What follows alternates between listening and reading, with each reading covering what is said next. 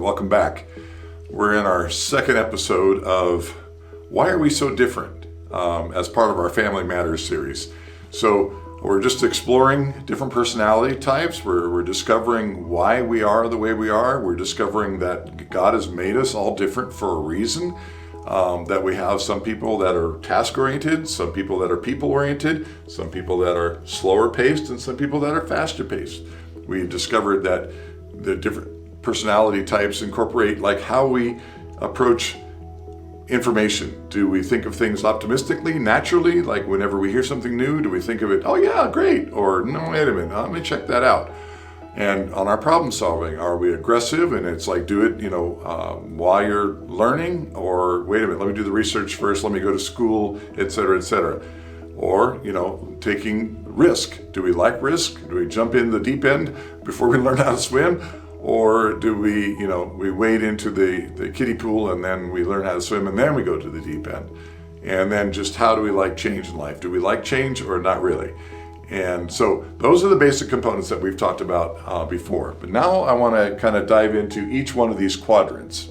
Okay, so I'm going to give you 4 basic personality types. Again, this is the high level, right? And so I'm going to put some names or some tags on these things. And the most natural thing to do is to start labeling people, right? And that's okay, and that can be fun, but be careful because you don't want to put a label on somebody that they have to live with, and you don't want to be labeled. And it's like, well, that person is just this, and we got them figured out. No, we're all a little bit different, and as we're going to discover as we go deeper into this, that there are multiple layers to this thing, and so we're not any one of these things. We're usually a combination of these, and we're much more complex as human beings than any single label, all right? But sometimes labels can be fun, and they can help us with this. So let's go around the square here and talk about these different personality types, all right? So we are going to call this first person here an analyst, okay? So an analyst is somebody who is task-oriented and is slower processing. That doesn't mean they're slow thinking. Don't mistake the two. It means they like to do the research. They like to have time to study things out. They want to make sure that things are right. These are your bookkeepers. These are the people who do research. These are the people who, again, are the fact checkers. And I'm talking about real fact checkers, not false fact checkers, you understand. These people like accuracy in what they do. It's very important. They do not want to be wrong.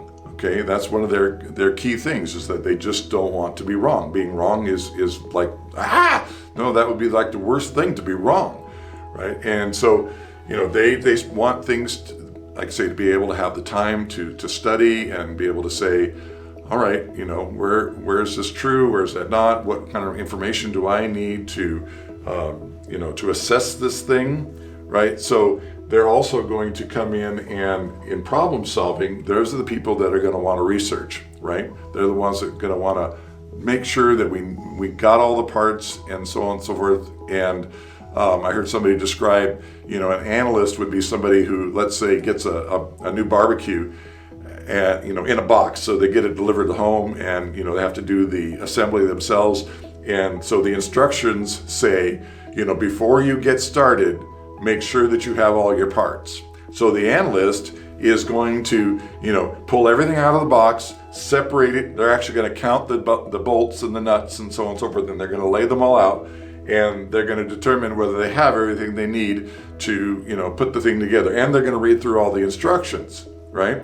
And so, if, for instance, on the barbecue, one of the plastic feet coverings, for the barbecue is missing, 1 out of 4 is missing, but everything else is there, they're going to say, well, we can't put this together because we don't have everything that we need. So that's going a little bit too far, just, kind of making fun of that a little bit.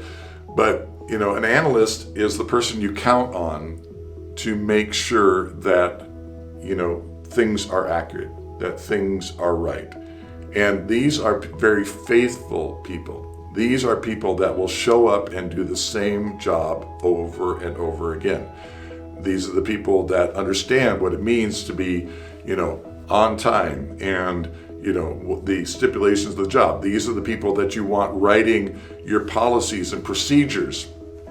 Because as we'll see with some of these different other personality types, you wouldn't want to get somebody who's fast-paced and people-oriented to be somebody who's writing important policies and procedures, or the one doing your books, right? Because you're not going to get the results that you're really looking for. Analysts are important for kind of filling in the team. You've got to have somebody who is able and willing, like I say, to do the menial grunt work behind the scenes before it goes, live, so to speak. And so they're high quality oriented. They want things to be done well. They're the people who'll be a little bit more meticulous in how they dress and how their hair is, and they just think through the details. But again, these are also the people that will come home, they'll eat the same dinner multiple times a week, or the same thing, or they want the same routine. They want their kids to have a schedule, and so that is an analyst. Now, one of the characteristics of this personality type also can be that they can tend to be a little bit moody.